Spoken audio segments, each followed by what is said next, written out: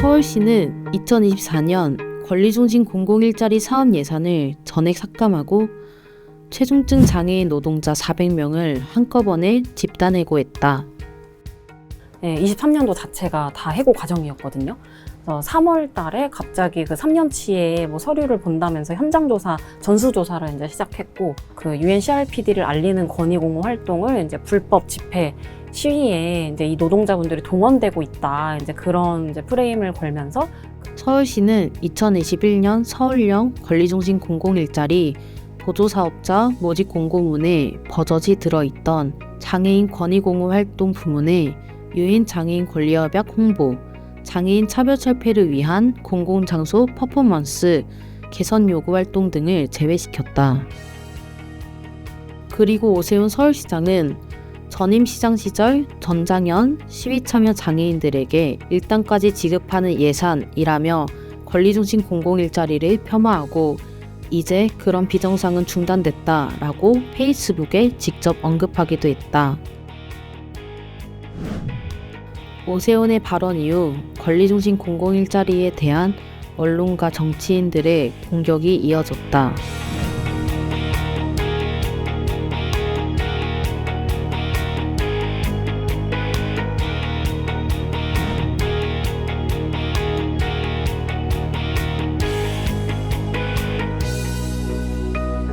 그래서 정리하면은 불법 집회에 이용된다. 이 권리중심 공공일자리가 이용되고 있다. 그리고 중증 장애인들에게 이런 일자리로 예산을 지원하는 건 예산 낭비이다. 이 두 가지로 정리할 수 있을 것 같은데, 이제 권리중심 공공일자리 같은 경우는 사실 권익공호도 있지만 문화예술 직무도 있고 아까 인식 개선도 있잖아요. 이 사람들이 이야기하고 있는 그 오세훈 서울시장이 불편해하는, 국민의힘이 불편해하는 이런 그 지하철 시위나 그런 출근길 지하철 탑니다. 동원된다. 이용된다.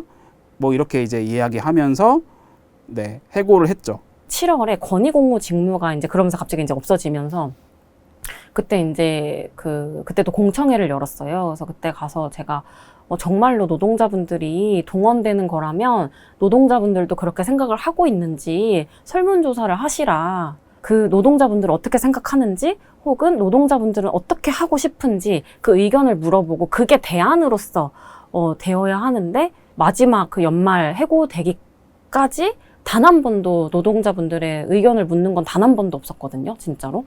그 과정이 제일 분노스럽고, 서울시가 이제 그 권리중심 장애인 당사자분들 어떻게 생각하는지가 정말 극명하게 보여지는 부분이라고 생각을 해요. 당장 어떻게 살아야 할지 눈앞이 캄캄해집니다. 내년부터 일자리가 없어지면 저는 수입이 0원입니다. 권리중심 일자리 대신 할 수 있다고 하는 시간제 일자리는 우리 중증장애인들이 할 수 없는 일들만 있습니다. 오세훈 시장님, 이렇게 이거 하지 말아주세요. 저 일자리가 없으면 안 됩니다. 꼭 해주십시오. 저희는 고맙습니다. 꼭 해주세요.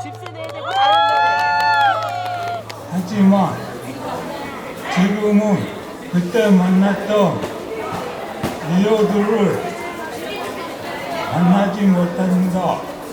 지금도 친구들 생각이 나고 공공일자리로 지냅니다.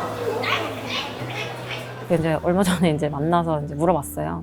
이수님 혹시 이제 동료들하고 이제 헤어졌는데 좀 그때 어떠셨냐? 그랬더니 왜 내가 이렇게 헤어져야 되는지는 사실 이해가 안 가신대요. 잘 모르겠는데 슬펐어요 라고 하시더라고요. 그 지원서 선생님한테 전화해서 그 진짜요? 진짜 없어지는 거예요? 그랬더니 선생님이 몰라 어떡해 막 그랬던 기억이 나요. 그래서 되게 사실 조금 이기적인 생각이긴 한데 나 이러다 내년에 복학 못하겠다 생각도 들었던 것 같아요. 네. 생활을 유지하려면 그 사실상 불가능하니까 뭔가 가족의 도움이 더 필요할 수도 있고 되게 은서랑 나 모두에게 큰일이다 싶었던 것 같아요. 네. 내년이 되면 서울형 권리중심 중증장애인 공공일자리 노동자 400명이 해고가 됩니다. 해고된 최중증 장애인들은 시설로 집중 있습니다. 관계를 맺고 일상을 살아갈 수 있는 최소한의 기반이자 우리들의 자부심이었습니다. 해고는 살인이다. 최종적 장애인 노동자 해고 처리하라. 2023년 말 권리중심 공공일자리 400명이 해고되었다. 400명의 노동자가 해고되었지만 우리 사회는 아무런 파장도 일어나지 않았다. 너무 말도 안 되는 일이고 사실 비장애인 일자리 400명 갑자기 없앤다고 하면은 사람들이 가만히 있겠어요? 그게 얼마나 중증 장애인지 우습게 보면은 그런 짓을 할 수 있는지 모르겠어요. 400명의 해고자들은 어떻게 되었을까? 권리중심 공공일자리가 지금 그 2023년도 말에 400명이었잖아요. 이 400명이 다 해고되시고 저희가 알 수 있는 분이 한 316명 정도 될 것 같아요. 저희 회원단체에 계신 그 노동자분들이 이 정도가 되는데 이 316명 중에서 해고가 되신 걸로 확인된 분이 한 106명 정도 되는 것 같고요. 210명 같은 경우는 이제 복지형 일자리나 그 시간제 일자리로 이제 연계를 했습니다.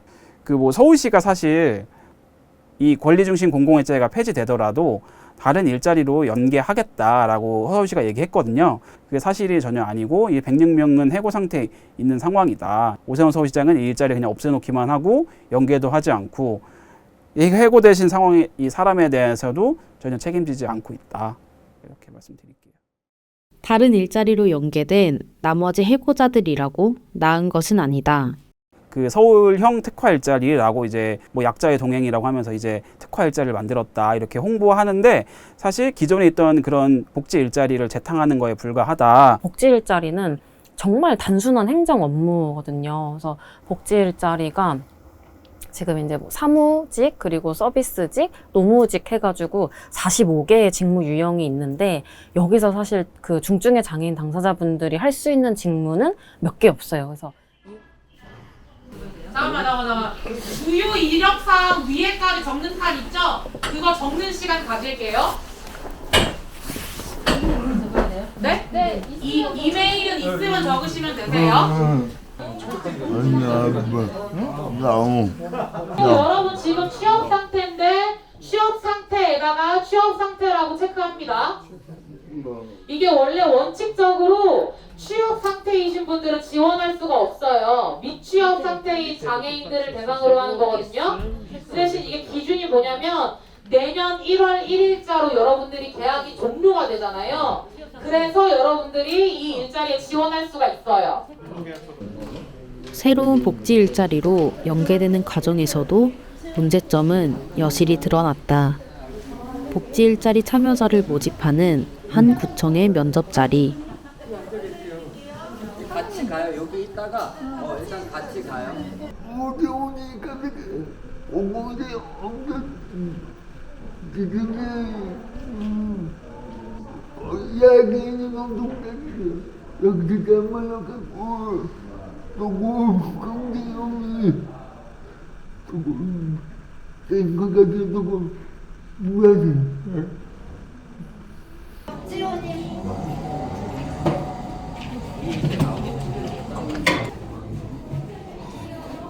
네, 반갑습니다. 안녕하세요. 자기소개 하는 시간입니다. 자기소개.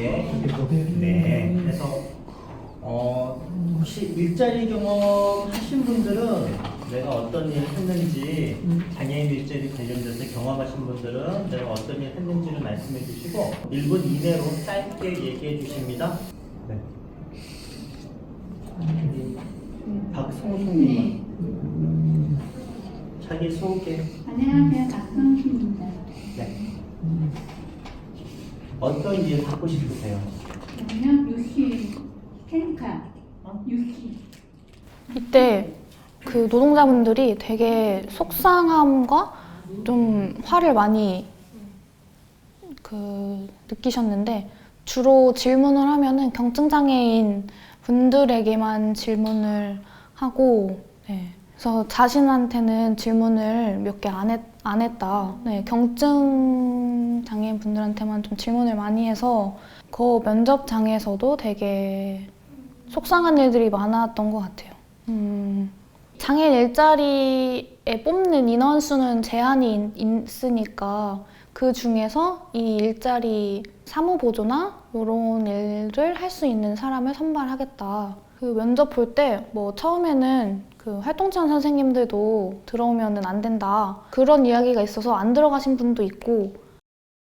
중증 장애인에 대한 이해가 부족한 것은 면접 과정뿐만이 아니라 직무 구성에서도 드러났다. 아예 중증 장애인이 할 수 없는 일이거나 단순 업무에 불과한 일들이었기 때문이다. 뭐 지체 장애인들에게 뭐 운전을 하라고 한다든가 컴퓨터 작업을 하라고 한다든가 그리고 발달 장애인들에게는 원예 관리사를 한다든가 뭐 세탁 관리사를 하라고 한다든가 뭐 이렇게 이제 일자리를 제한하고 있는 게 또 있고 중증 장애인들을 고려한 일자리가 사실 전혀 아니었고 특화 일자리를 만들면서 이제 뭔가 대단한 것을 어떤가 특성화시키고 어떤 사람을 조금 더 잘 지원하기 위한 일자리로서 포장을 하고 이야기를 해왔지만 사실 전혀 그렇지 않다라고 하는 걸 말씀드리고 싶습니다.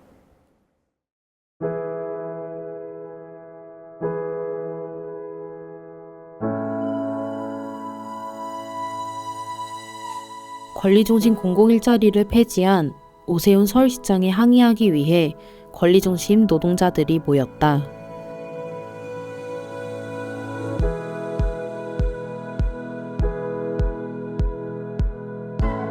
오세훈 서울시장이 약자와의 동행이라고 외치면서 실질적으로 장애인 권리는 어떻게 후퇴시키고 약탈하고 퇴행하고 있는지 잘 아실 겁니다. 권리중심 공공일자리 해고 노동자들은 여전히 복직투쟁을 하고 있다. 공공일자리 노동자 해고를 철회하라! 최중증 장애인들을 위한 최초의 일자리, 권리중심 중증장애인 맞춤형 공공일자리. 이 장애인의 노동권을 공공의 영역에서 보장하라고 만들어진 게 공공일자리고 권리중심 일자리예요. 그래서 만들어진 거잖아요. 그럼 결국에 공공의 영역에서 책임지는 것들은 없고 결국에 또 이런 뭐 소득 보장, 뭐 노동권 보장 이런 문제들은 또 결국에는 개인의 몫으로 혹은 민간 센터의 몫으로 이제 또 떠맡겨지는 거죠. 이런 악순환을 끊어야 된다.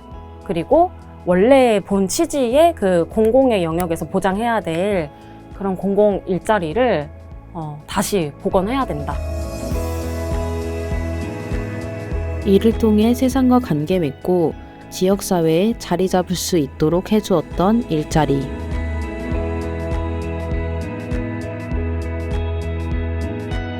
얼마나 아름다운 이야기예요. 중증 장애인이 일자리를 구하고 지원주택도 들어가서 지역사회에서 자립을 했다. 이게 얼마나 아름답습니까?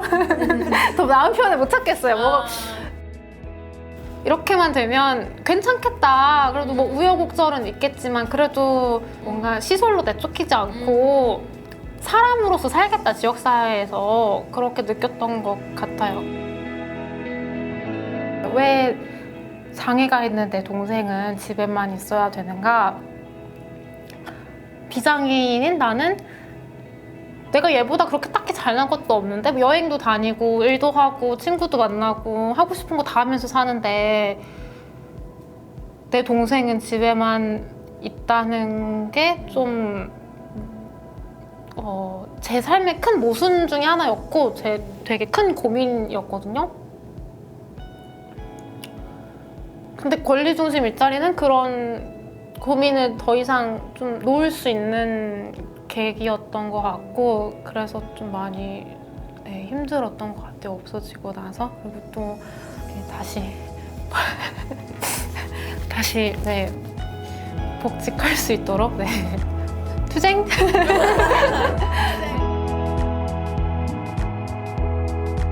일자리가 사라지고 지역사회 내 중증 장애인의 자리도 사라졌다. 권리중심 공공일자리가 사실 2020년도 서울부터 시작을 했는데요. 지금 이제 전국적으로 확산돼서 12개 지역자치단체에서 시행하고 있어요. 서울이 폐지됐음에도 불구하고 계속 확대되고 있고요. 그 이유는 아마 이제 중증 장애인들, 타시설 장애인들이나 지역사회에서 경험이 없는 장애인들에 대해서 노동의 기회를 제공하지 못하기 때문에 이것은 계속 확대될 수밖에 없는 구조적인 측면이 있는 것 같고요. 그래서 권리중심 공공 일자리가 서울시에서 다시 복원되도록 하는 것이 매우 중요한 것 같습니다.